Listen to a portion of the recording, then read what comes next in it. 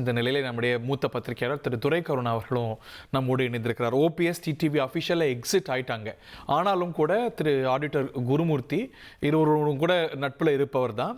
அவர் இவர்களுடைய விலகல் நிரந்தரம் அல்ல, பாஜக அவங்களை கைவிடாது, அவங்க மீண்டும் வர்றதுக்கான சூழல் ஏற்படும் அப்படின்னு நம்புறேன். உங்க பார்வை திரு துரை கருணா? வணக்கம் சகோதரா.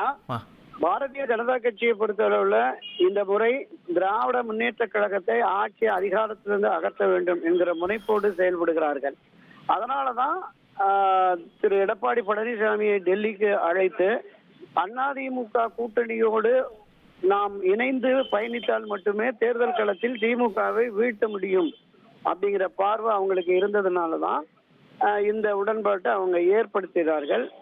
எனவே இந்த சூழலில் பாஜகவினுடைய எண்ணம் நோக்கம் 2029 24 இன்னும் கணிசமான ஒரு 10 எம்எல்ஏவுக்கு மேல அவங்க வாங்கணும் அப்படிங்கிற அந்த கான்செப்டும் இருக்கு.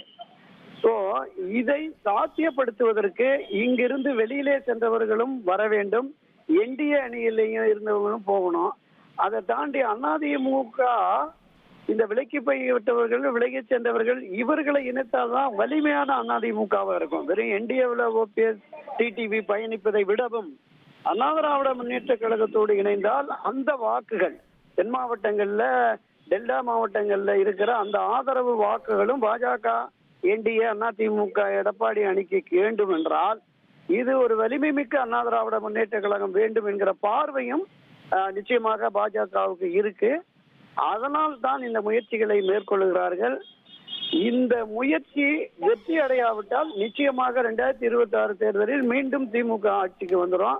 அந்த ஆட்சிக்கு வருவதற்கான வழியை திரு எடப்பாடியே ஏற்படுத்தி விடுவாரோ என்கிற அச்சம் அதிமுகவில் பயணிக்கிற மூத்த முன்னோடிகளுக்கு இருக்கிறது. அதனால் தான் இதுவரையிலும் திரு ஓபிஎஸ், திரு சசிகலா மட்டுமே ஒருங்கிணைவோம் என்று காட்டுவோம் என்றெல்லாம் பேசி வந்தார்கள். இன்று இதற்கான முன்முயற்சியை கடந்த 6-7 மாதங்களுக்கு முன்பே எடுத்த திரு செங்கோட்டையன் அவர்களும் இன்று வெளிப்படையாக வந்து மனம் திறந்து பேசி இருக்கிறார். வலிமை மிக்க ஒன்றுபட்ட அதிமுக மட்டுமே திராவிட முன்னேற்ற கழக அணியை 2026 தேர்தலில் வீழ்த்த முடியும். விலகி போன ஓபிஎஸும் டிடிவியும் ஒரு குறுகிய காலத்துல மீண்டும் வர வாய்ப்பு இருக்குன்னு நினைக்கிறீங்களா என்டிஏ கூட்டணிக்கு? இல்ல இப்ப என்டிஏ அணியில் அமமுக தொடர்கிறது என்று கடந்த வாரம் வரைக்கும் பேசிட்டு இருந்தாங்க. ஒரு விலகிட்டாரு.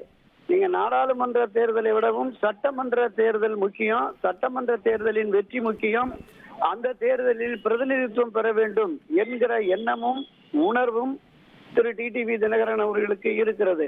அந்த அடிப்படையில இந்த என்டிஏல மட்டுமே இருந்து இதில் எடப்பாடி பழனிசாமி 2 சீட்டு வச்சுங்க, 4 சீட்டு வச்சுங்கன்னு சொன்னார்னா நிச்சயமா அவரால் இருக்க முடியாது. ஏன்னா தமிழ்நாட்டில் என்டிஏ அணி என்பது எடப்பாடி பழனிசாமி தலைமையில தான் இருக்கு.